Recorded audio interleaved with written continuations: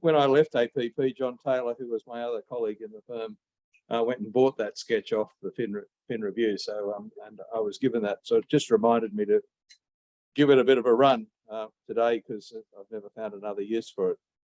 It's not very flattering either. So we'll move on. So all I've got to do is press this now. Is that right? That one? That one. This. Which one? Okay. So I just feel that from time to time it's useful to remind everybody that it wasn't 40 years in construction, it's 50 years in construction. So I don't know whoever dreamed up 40, but it's 50, but it's been an amazing journey for me, because I've had a really privileged trajectory, starting on the tools with A.W. Edwards in 1969 and doing a building degree at University of New South Wales, then known as Kenzo Tech. To all of my school colleagues who went to Sydney University used to look down their nose at me and saying, "Oh, you go to Kenzo Tech." And so I had that label for most of my career with those people. But it's interesting, isn't it, how universities grow up? I was just talking to Mary about the fact that Sandstone universities used to look down a little bit on Western Sydney, and I think that's gone entirely. So I thought it'd be good to just reflect on a couple of things, the privileges. I think sitting in the front seat of the Parliament, Bob Hawke, while we were finishing off the House of Reps chamber, was an impression that I'll never forget. And similarly, the journey into this role as building commissioner, and we signed off here by winning a few awards and getting a bit of recognition for what we did. So that was nice. And so then it categorised into the role of the building commissioner and being appointed by the Premier at the time and Kevin Anderson, the Minister. And since then, we've been flat out at trying to do what we've been challenged to do. And of course, recently we've had a new Minister, Victor Dominello, take over, and it's just been an amazing opportunity to work with him, because he's not only the Minister for Customer Service in New South Wales, but he's also the Minister for Digital. And he has done an amazing job at leading New South Wales into the digital economy in a way that I don't think anybody ever thought. And I can tell you that sitting inside the Department of Customer Service, DCS as it's known, and providing services to the citizens of New South Wales through floods and fire and through COVID, New South Wales has travelled that journey far better than any other state anywhere in this country. And it's really because of Dominello's passion and drive to make sure that we're the most digitally able state in Australia. And I think he'll leave a long legacy. But I thought it'd be good to dig back through my little series of photographs. I can't see Phil here, but you know, Phil was always the guy that was telling me what was wrong with the world, and it was very helpful knowing that, because I was able to correct the industry purely off the advice from Phil. And so I look back fondly of those days. It was 3 years of floating between campuses, Mary and Brendan, and really sort of trying to discover what we all might do going forward. And out of that came the Centre for Smart Modern Construction. I describe this journey as going from feather duster to rooster, because really the story's been rooster, feather duster, rooster. But I came out of here being nothing more than, in my view, a feather duster. Adjunct professor here is a bit like a spare part. We haven't got a real role for you, and I'd really like just to hang your name on the wall and for you to just respectfully pop in now and again, but don't rock the boat. So that's a bit of what I think is the situation here. But we did try and do a piece of thinking, a bit of novel thinking. It's always been greenfield stuff that we've been thinking about, and I have to say we broke into this book that our two colleagues, Mr. Best and his mate, published, and so they gave us the back end of that. We were section 12. Again, it was more like, this is just a bit of noise from a person who's not really an academic, so we'll put it at the back of the boat, and it's not really research anyway, it's only an opinion. But fortunately, Mary and Srinath and Craig jumped in and sort of made sure we got that piece of work in. And frankly, I think we had to fight to get it in, because I look back on it and think it was a pretty immature piece of work, but that's work to be done. So if anybody thinks that that subject of non-price measures has gone away, it hasn't, because suddenly the industry has rediscovered a passion for what are we going to do to improve productivity. And I'm still very welded to the fact that it's those non-price measures that will change the game substantially.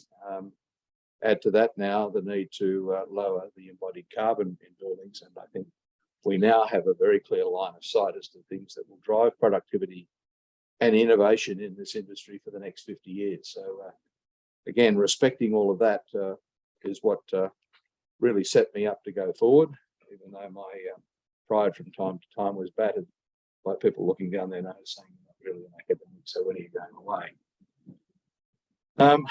I just want to reflect on the days and honour the days we had here. We had some bloody great morning teas here, Don. Yeah, it was great, and we solved the problems of the world there. So if anyone was listening, we wouldn't have needed the building comes down. So, but you know, I learned a few things. I really did learn the fact that academic content's got to be based on evidence, not on opinion, and I think that's something that you need to remind yourself, because you can get a bit carried away with your opinion over the years. But that said, academic research is often constrained by the agenda of researchers. So if it doesn't fit into their lifelong trajectory of what they're interested in, it doesn't really get onto the compass. And I think, Srinath, we ran into that when we started the centre, and we decided we had 4 new areas of novel greenfields research, and we were told how dare we promote that, and that would take at least 2 years to get that through the research committee. And I simply said, well, why don't we put all the money back in the centre's bank account? I'll do an article on the front page of the Sydney Morning Herald and say, no one's got an appetite to do 4 new areas of greenfields research. Well, 2 weeks later, we had a tick on the box, and the rest is history, because we've actually got the graduates here. So how about that, eh? But it is a problem, and it continues to be a problem. So when I try to go and get contracted research done with an academic, I haven't really been able to fit up a viable piece of research where it doesn't get distracted by what the academic had on their mind. So at New South Wales, for example, we wanted to get a piece of novel work done around defects in buildings, and frankly, it just didn't fit into what they wanted to do. And while we were prepared to pay for this research, and we wanted it done in 12 months, it was just all too hard in the end, and we gave up and we went out and we did it ourselves. So it's difficult. Research funding is also a problem, because it takes ages to get a grant approved and in place, and then to do the work, and then to publish it and fight over who owns it and lock it down so nobody else can steal it. It's not what we need right now. We need really research that can hit the road within 2 years. And if it can't hit the road and have an impact within 2 years, then really industry doesn't have a place for it at the moment, because while there are many long-term issues to solve in investigation and really deep thinking, there's also some immediate issues that need to be thought through. What we did find is that the age-old rule of cash is king reigned beautifully, because when we had $650,000 cash in the bank account, we could pretty well say, well, this $650,000 is going to do that, and it's not going to do anything else. And if you want to do that, you can have some, and if you don't, we'll put it back in the bank account. So you can quickly learn that cash is king, and that you can break down all of the other obstacles as long as you've got cash in your pocket. And the lesson that has taught me, and I had a long discussion with Simeon Smurf about this, but when I took up the role as building commissioner, was that what I observed was that academics went down and banged on the door of the Dean's office to sort of say, I've got this fantastic piece of work and I'd really like to get some money for it. And have you got any money? Of course, what Deans are burdened with these days is that money doesn't grow on trees. And so it's a bit harder to bang on the door than it might have been. So what I found was there was a bunch of dejected academics going back and saying, I just won't bloody give me any money to do what I really think is important to save the world. But it's interesting, isn't it, that if you go through another door and you actually carry the money in, you can go through doors easily. So I always equate this back to the story of Troy, where for some time the armies tried to take over the city of Troy, and they were continually repressed and pushed back, and they couldn't get through the door. But then one day someone had the idea to build a Trojan horse that was so curious that in fact that the people inside Troy wanted to drag it inside and have a look at it. And of course, inside of it was full of all of the troops that have been on the outside for some time. And the rest is history there, because when they dragged the horse inside Troy, it didn't matter about the doors anymore. Everybody got outside and ran amok anyway. And that's really the story of why I think we've been able to be effective in New South Wales. And that is, we needed to know what the Trojan horse was. And the Trojan horse turned out to be the 20% of the riskiest players in the industry. And so the door that we went through was an absolute unfettered ability to go and beat the hell out of the 20% most risky players. So they dragged our horse inside. And then all the people got out, and we actually changed the game for everybody, because we would never have been able to get in that door had we said all the good guys need to get raided. They would have kept that door right there like that. But we went around through the door that was going to kick the fence over for us to go in. No one even pushed back and said, we don't want you to take on the risky players. So we walked in unfettered, but we achieved the big goal, and that is to take over the controls of the whole game, not the part of the game. The most important part at the end of the day turned out to be to get the trustworthy parties rated, because at the end of the day, the only way you were going to shut down the risky players was to actually have the trustworthy players have an independently measured credential that said, these are the trustworthy, and these ones here we don't know about. So today, I believe we've got about 20% of the players now as untrustworthy, and by the end of next year, I believe that we will have 80% of the players rated with an iCert rating, which will be a real game changer. So modern regulators and modern academics just need to realise that they are the thought leaders. And it struck me when I took over the regulator that, in fact, everybody thought that it was just going to be a standing state. Construction would always be the way it is. All buildings were made in New South Wales. No idea that probably 60% of them these days come from somewhere else. But there was no regulatory thinking or organisational resources that thought about the fact that 40 to 60% of buildings came from another place other than New South Wales. And of course, the piece of thought leadership that comes out of that is that the days of single jurisdiction regulation are over. Because unless you can start to think about how to be an impactful regulator in a global marketplace, then you're really not going to be part of tomorrow's game. Now, we're still dealing with that and evolving that in New South Wales, but in other states, that conversation has not yet started. Has not yet started. So it's a big piece of work. Modern methods of construction. Again, it's still a conversation in its infancy. So while we've been talking about it for a long time, it's still in its infancy. And certainly from a regulator's point of view, really just coming on to the landscape in terms of what are we going to do about it. So in the new legislation going through in New South Wales is the introduction of a regulatory framework around prefabrication.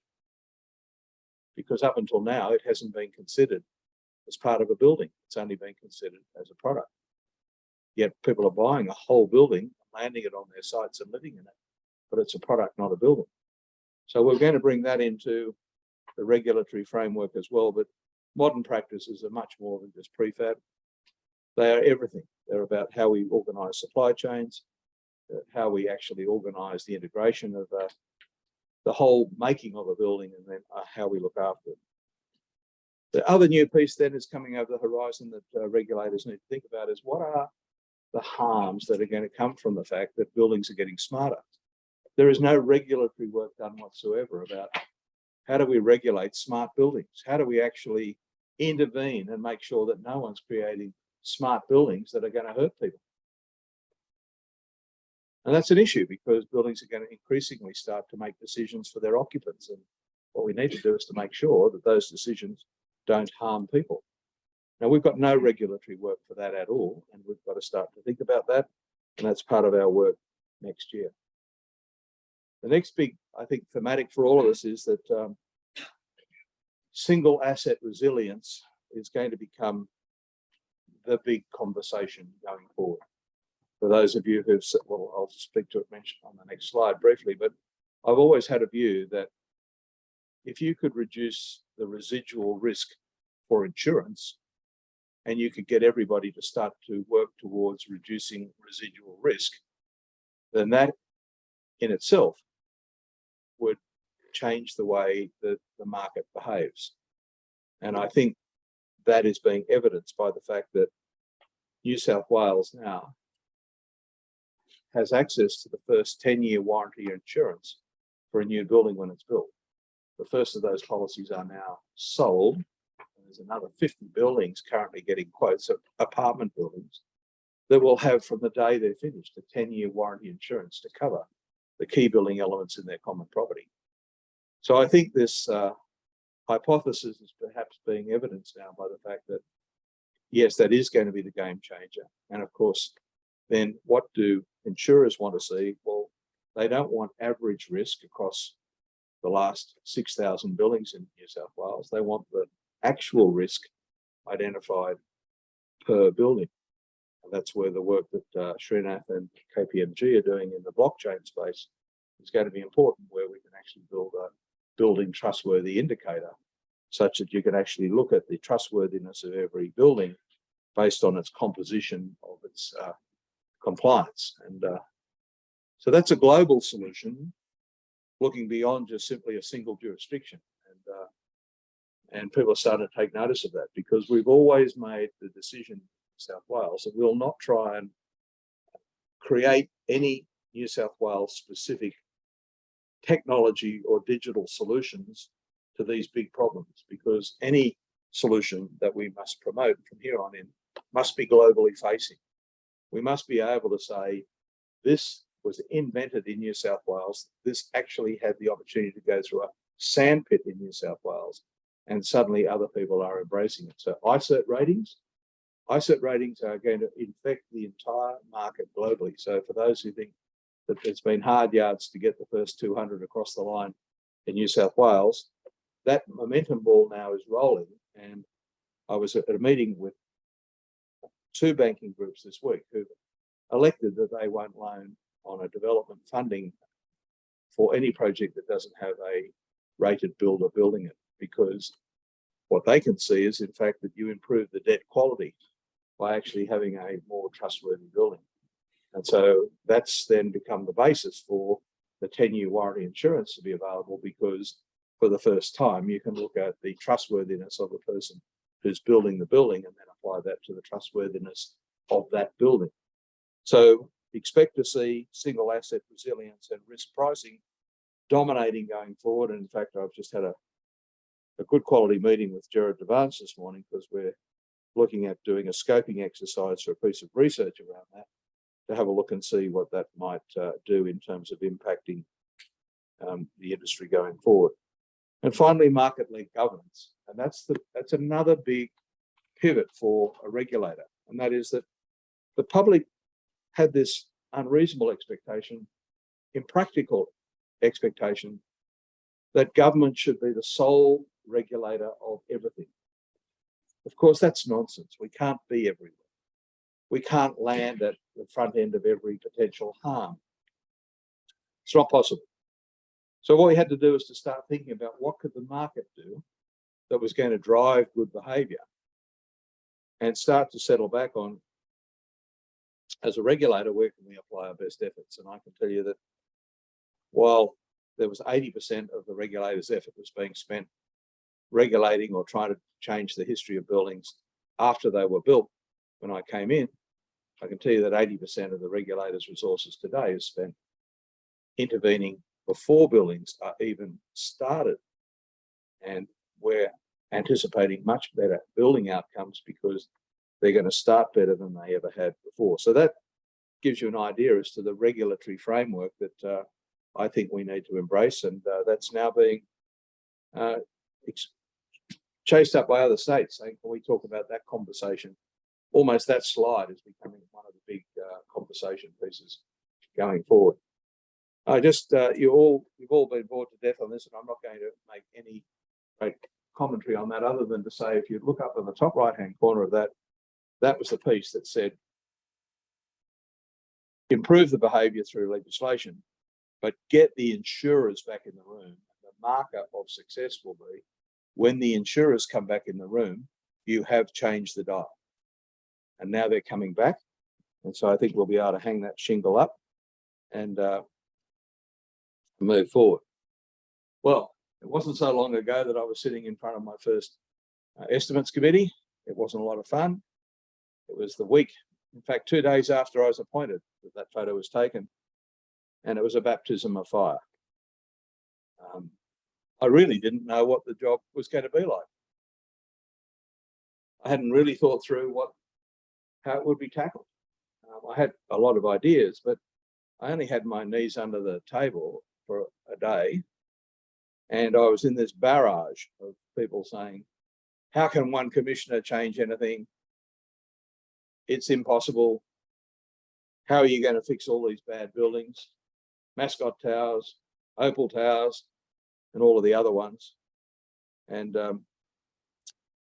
so we started to go about this by eating the elephant slowly. And I have to look back and acknowledge Murray Coleman, who was one of my arch competitors. He was a similar director at Lend-Lease. All through my construction career, Murray and I ran into each other head on in bidding for buildings and competing between Concrete Constructions and Lend-Lease. But, you know, like all things, as you get older, even John Howard and Bob Hawke became good mates at the end of the day. And I've got to say that I've become really good mates with Murray. And he has had dinner with me every 3 months on this journey, and he has provided me guidance and mentoring. And it's always been around the idea that you can't boil the ocean in one go. And so it's been about really how do we incrementally change this. So for the first 3 years, we've focused on how can we make making tomorrow's buildings better. And now we're pivoting to say, what can we do to go back and fix those buildings that have had problems or have got serious problems in them right now. So you'll hear Project Intervene has just been launched, and it's a project that is looking to go back and make a significant impact on rectifying some of these absolutely horrible defects that are in these buildings. And I can tell you that on a weekly basis, I discover another extremely concerning, horrible building. And only in the last fortnight, I've been confronted with, Commissioner, you should really vacate this building because it might fall down. And I took the view that it had been standing for 4 years and it might have another 4 days in it while we backpropped it.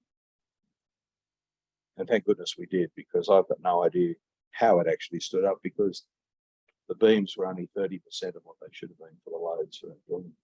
And it would have been catastrophic collapse had the first of these beams failed, because they would have shed their load to other beams that were similarly under design. So very, very heavy propping in that building. But I can tell you, I've got another 4 buildings that is just as equally heavily propped. And if you follow the Telegraph on Sunday, you won't know the building, but you'll see the sorts of issues that we're up against. So we took into it. Everybody settled down. We're not going to make policy advice unless we've got evidence to support it. So we then went about, once we got through that initial baptism, to say we're going to sit down here and we're going to sort out what are the priorities and what is the evidence to support why they're the priorities and what we might do about it. We looked at what's the best entry point. As I said, it was to tackle the most risky players first. It was the importance of authenticity as well. I don't know how many other candidates might have been considered for this job, but there must have been others who could have done it. But I look back and think that if you weren't authentic and you were just a flake, you wouldn't have been able to get the level of industry buy-in and the industry belief that we've had, simply by the fact that there was an acknowledgement that there was a level of authenticity involved as we move forward. What I valued here was the fact that networks, you don't work in a university environment unless you understand what networks are, where you know where everybody who pulls every string exists, and that you have good relationships with them. Sometimes you have confronting relationships with them, but at least you can have respected relationships with them. But I walked off my role as adjunct here, and there were probably 20 or 30 people across this campus that were not related to construction that I'd formed a good relationship with, and they actually all had something to share. And I've put a high value on networking and collaboration. And finally, being prepared to be measured. I think that's one of the big issues that we have in society today, is that you have policy people who are prepared to talk about qualitative outcomes as opposed to quantitative outcomes. And I am not in the camp of qualitative outcomes. I think that's just like a big group hug. So the first piece of work we commissioned, of course, was we had to come back old friends and actually tap on the shoulder of old friends. And Srinath was able to come back with a proposal to allow us to do this digital survey. He probably felt a bit beat up at the time because we said, Srinath, it's not that, it's this, focus on this and get it done quickly. Fortunately, he did. And we were able to provide access to, I think, something that all academics struggle with, and that is, this pack's available to you all again anyway, but is that data. How do you get data? And we were able to access through our powers as a regulator the people that we wanted to survey and their addresses and their contacts, and we were able to exercise our powers and our data assets to enable this piece of work to be done. So while I always look at Srinath's capacity to design good work and govern good work and lead good outcomes, without deep data, it's actually not worth a postage stamp. So if your research is ultimately promised to be based on data and you don't get the data and you ultimately get your supervisor to agree that you can close it out based on 20 interviews, that in my view is not research. And so I think we were able to satisfy ourselves here that we got a 95%, 93% statistical validity in the data that you pull forward. So what we wanted to do was to make sure that when we went in and said to the minister, these are the things that we need to focus on, we were able to at least say that we think that we've got a good data platform. Now, I know that you'd like to do it more broadly and you'd like to do it again. Hopefully we'll find an opportunity to do it again. We probably won't do it more broadly, but I'd like to see what it looked like maybe at the end of next year, but I think it's a bit premature to go back and measure it now. But it's been terribly important, this piece of work, because I also sit on the state's construction leadership group. And the state's construction leadership group deals with people who I call at the top of the apex, the top 10 or 15% of players, the big players that you always call them in. Oh, we need an opinion. Oh, we need an opinion. Lend-Lease, Langer or Multi-Place. They're the apex players. Now, I hugely respect the apex players, but they're not the 85% of people who aren't in the apex. And they're the people Srinath discovered in the digital survey to say that, frankly, if we're going to raise the base of the bottom part of the apex, we wouldn't or couldn't expect some form of suitable digital maturity in New South Wales till about 2030, as long as we worked on it. So we're not really putting a lot of effort into it at the moment, but so you can see the challenges and the issues that we've got to confront, but at least we now know what the landscape looks like. The second piece of work was the work that we couldn't get done through the University of New South Wales, Cities Futures people, because they just could not get their head around the fact that we wanted that, not what they were continuing to think about. We wanted that. So we did it ourselves, and we copped a few rocks thrown at us because it wasn't academic research. There was a challenge over whether the data sets were viable or not. But what it did do is it gave us the opportunity to unpack the biggest part of the conversation, misinformation that we'd had from day one. And that is that 80% of buildings had defects in them. Yes, that's true. But 39% of buildings had serious defects in them. And that's another conversation entirely. And what we wanted to know was how many buildings had serious defects in them. Not a scratch on the bench top or a stain on the carpet or a smudge on the plate on the wall. Serious structural issues, waterproofing issues, services issues, fire installations. We wanted to know that, and that's what we found out, at least in the survey. We're going to do that survey. We're currently redesigning it at the moment to tidy up some of the questions, reduce the number of questions, and just add a few more that we think we need to know more about the next time we go around. But the things that were concerning, 39% still a big number, so it's still ugly. And I don't think that number is going to change much because we're still seeing the buildings that were built in more recent times. Concerning for the regulator, only 15% of consumers were confident to tell the regulator about their defects. And today we're finding buildings where they have serious defects challenging their continued occupancy. Fair Trading has no record of anyone ever reporting a defect in this building. And we turn up at 5 minutes to midnight, supposedly with a magic wand that is going to make the immediate problem go away. So our big issue at the moment is to raise the number of people who are prepared to, in the first instance, confidently report their defects to Fair Trading, and to make sure that we've got the capacity at Fair Trading to respond to it. So that's the whole basis of Project Intervene. The resolution pathways. Only 4% of matters where consumers went off, not through Fair Trading, but through lawyers, through the courts, to get an outcome. I know some people have nodded off. I just thought it'd be a good time to wait, because I'm not here to bore you. I'm here to bloody inform you. So if you're going to sleep, do me the privilege of leaving the room. Okay? You, if you want to go, go. Because I don't drive out here for 45 minutes of my day to talk to myself.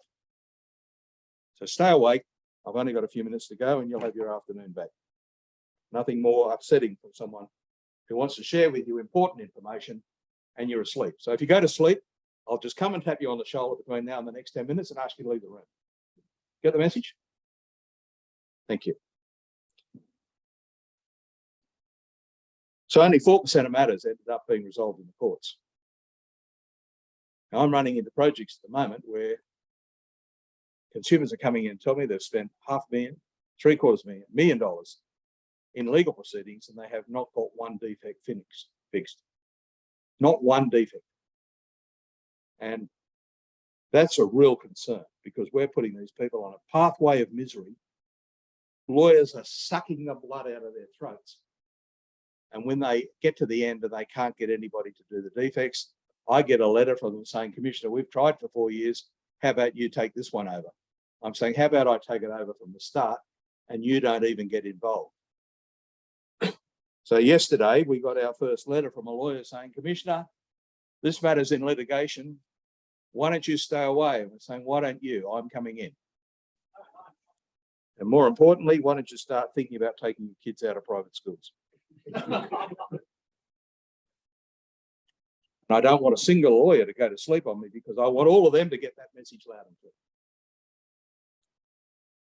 We did another piece of work on evidence-based fire safety holes in the market. We wanted to see what were the missing pieces in capability. And it's good to see things being responded to out here by these sort of things starting to inform the program here. And that's exactly why we did it. And we managed to make sure that we got somebody who was really highly qualified in that. And I think he's now out here as an adjunct. Is that right, Michael? So Michael's joined you as an adjunct. So someone who was a bit anti what we were doing initially has come on board and he's done an amazing piece of work. And the other piece of work that he's done is that he also wrote the new certifiers practice guides. We had a small piece of micro research done by a lawyer to go and have a look at the pile of stuff that will be available to people who come in and do some of these industry doctorates that we're advertising at the moment. We're going to make all of the data that we've collected during the course of the reform program available to some industry people to come in and do an industry doctorate, not to an academic, but to an industry practitioner who's in mid-career that we think should come back and have an immersion in an academic setting. Because I'm going to be testimony to the fact that that's worthwhile. And I reckon it was at least 20 years too late for me. But what I want to do is to make sure people want to come back who are in mid-career, who are practicing right at the coalface in industry so that they can bring those conversations back and then be supervised by an academic to do the work properly and make sure we've got the right sort of rigor in terms of doing the work, because some of them will think they could do it on the weekend watching TV, but that's not going to be the case. So hopefully that piece of work will be useful. But this is a small piece of work done by Andrew Chu, and he had a look at 15, I think, contracts that we discovered early in the piece. And what we were finding was that the developers weren't properly engaging the builders and the designers, and that was the beginning of the end. Because they weren't properly engaged, they were never, ever going to do the right level of documentation and then build the right building. So we've been using this to terrorize the banks to say, if you loan money to a developer to build a building, you better make sure that the developer progress drawdowns on their development are for meritorious work done on that building.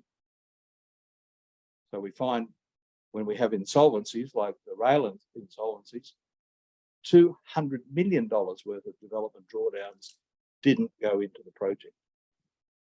They went into funding corporate overheads, interest, and personal activities.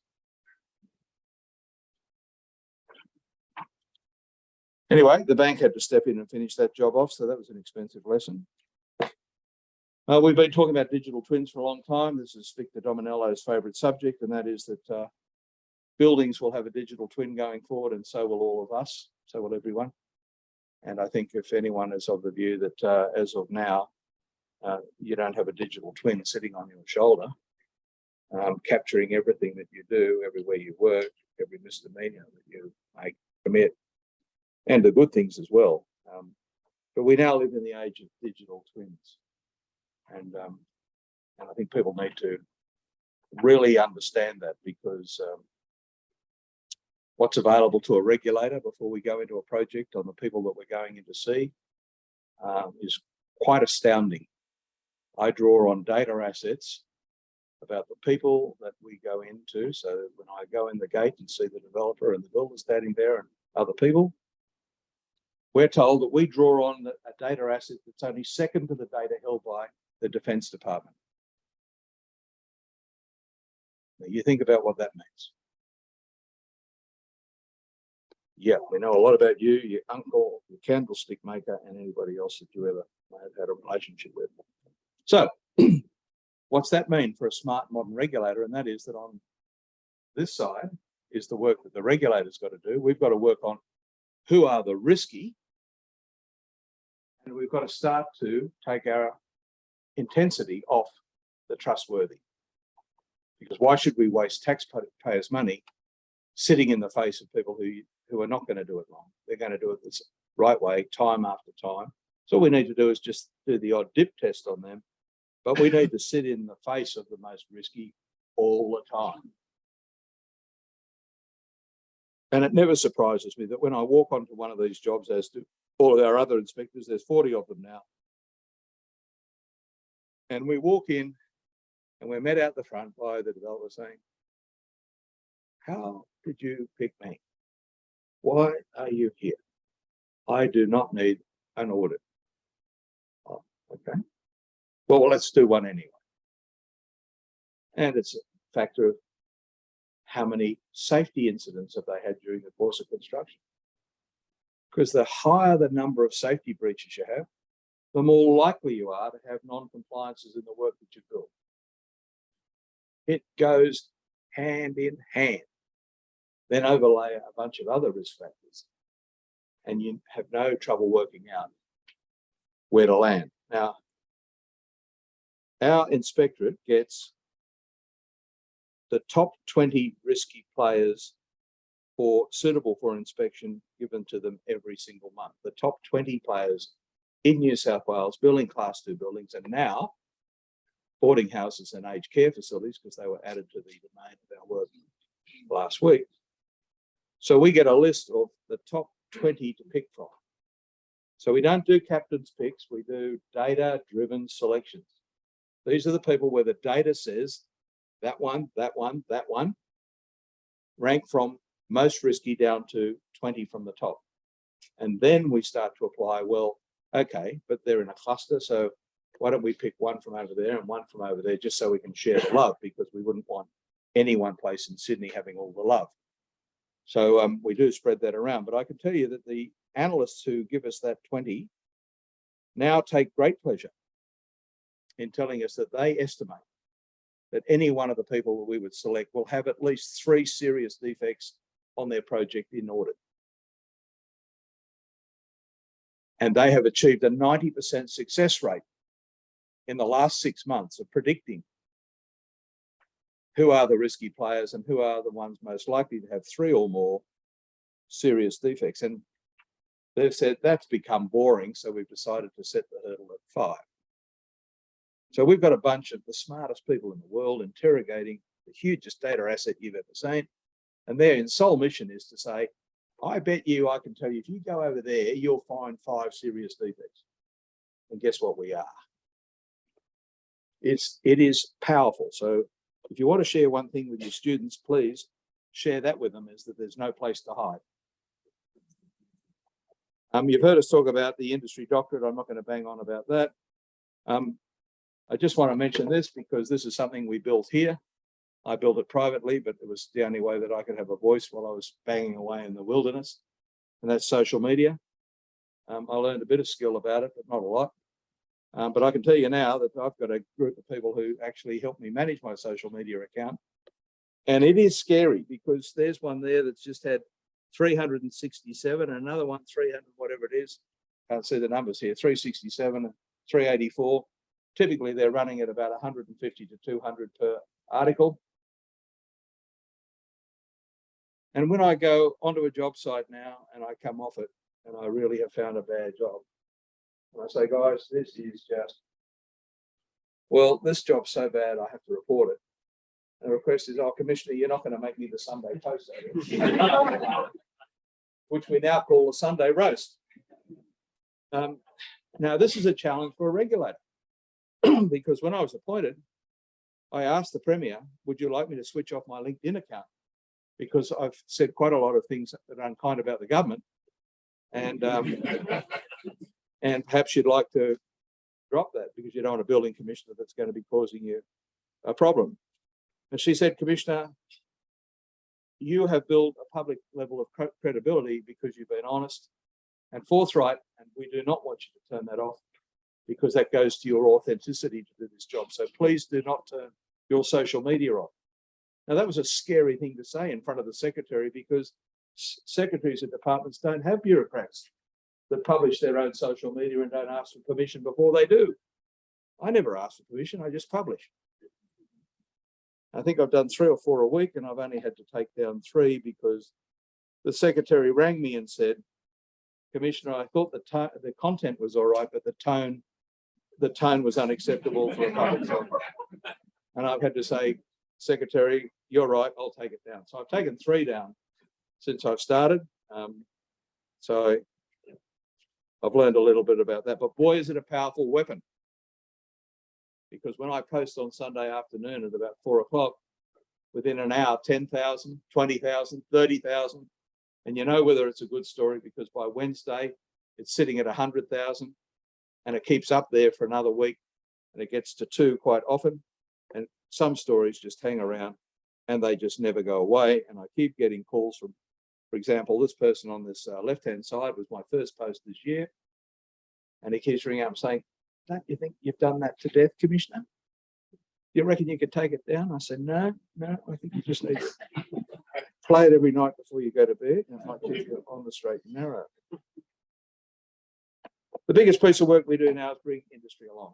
And we want to bring industry and academia along. And that's now my biggest task is actually these sorts of conversations with industry, with academics. And of course, the big piece of work we're doing now is introducing the body carbon conversation. And these things require me to be out there in the front line pushing that. So that's what I'll do. We continue with more research. We just finished a piece of work with McCrindle, went out and surveyed 1,000 people who were contemplating buying an apartment in New South Wales. And there's the link to that. But what you can see here is that the number of people who would be prepared to buy an apartment if it had 10-year warranty insurance goes up dramatically. But also told us that only 30% of people who are considering buying an apartment at the moment knew anything about the reforms. So what that told us was we'd been having a grand conversation with ourselves and we forgot to tell the public about it. So what you'll see going forward is that that information really said to us, guys, stop high-fiving yourselves, stop talking to yourselves, go out and tell the public that the landscape might be a little bit different going forward.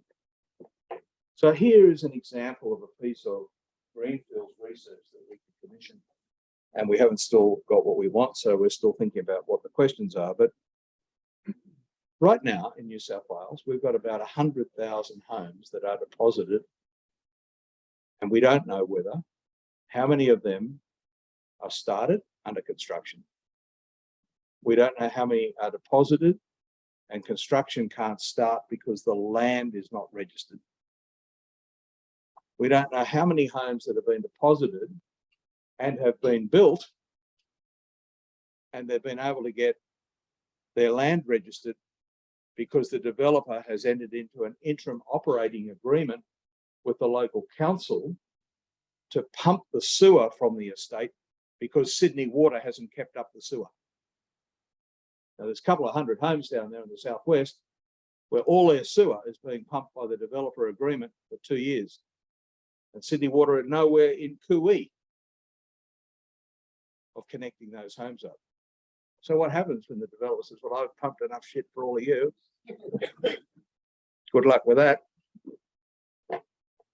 There's a lot of questions out there. And what's interesting is that the industry associations manage their data sets through their own self-gratification. I'm not going to say they intentionally ignore the consumer, but they don't have the granularity that we need to do our work. And no one's ever asked for that level of granularity.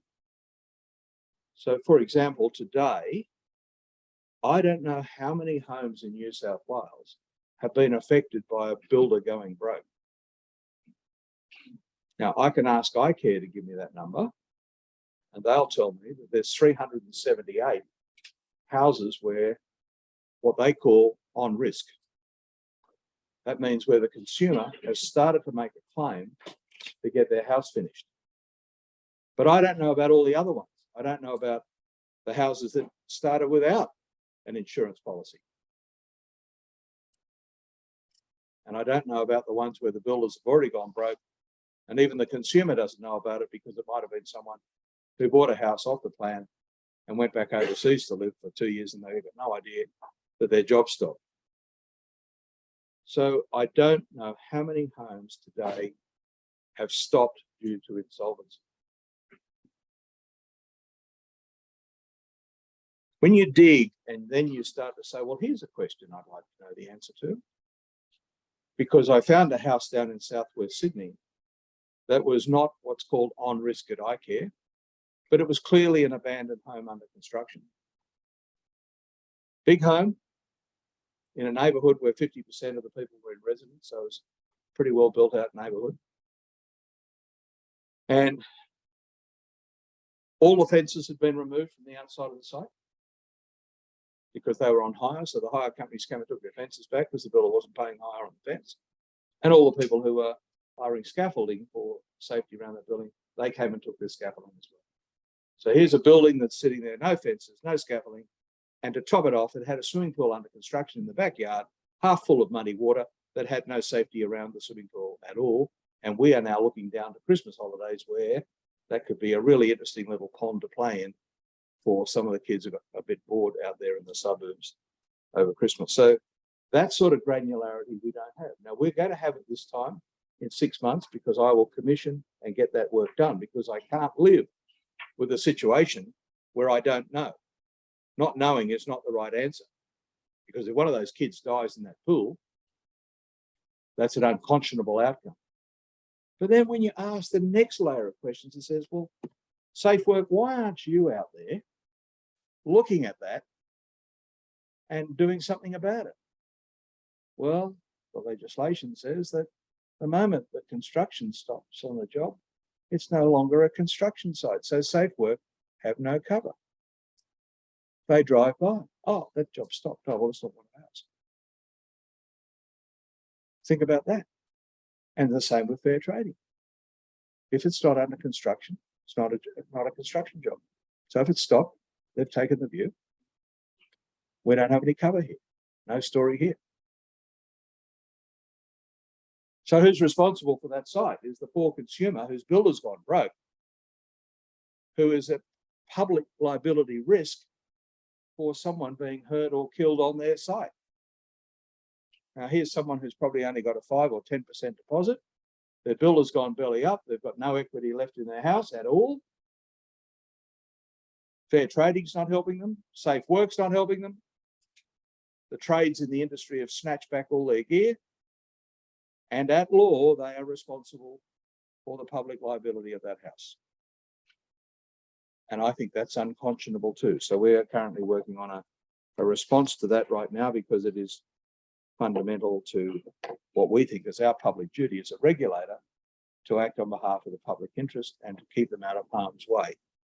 So every day between now and when we've got a fix for that, currently about to commission an app, which again builds off the safe work stuff of Call It Out, where people can actually call out a stop work job, so we can send out a flying squad and do a risk assessment and work out how to make the house safe, and then to keep going back and looking at that house and ensuring that until it's finished, that it's preserved as being safe. But every week produces another cockle that warms your heart, and this one is the way I'd like to finish today. This week I presented to 2 financial organisations who are adopting, if you don't have an iCert rating, we're not funding your project. So if the developer doesn't have one, builder doesn't have one, we're not funding your project. And this particular lender said, and by the way, every one of my team is doing your learning modules, and here's an example. That's one person, done all those modules, because that's a requirement now to work for that lender, because they call that active lending. They're now out there understanding what a good lender could do and what the fault lines of the industry are that perhaps they haven't been conscious of in the past. And it gets back to educate, mid-career learning, and keep it up. Make sure that people just keep learning and keep understanding that unless you're growing your knowledge, then you're not growing at all, you're shrinking. So that's a bit of a summary as to what we've done, where we've been, where we're going. I'm glad you stayed awake for it, because I nearly nodded off. But any questions? Because I need to get back to bullshit character.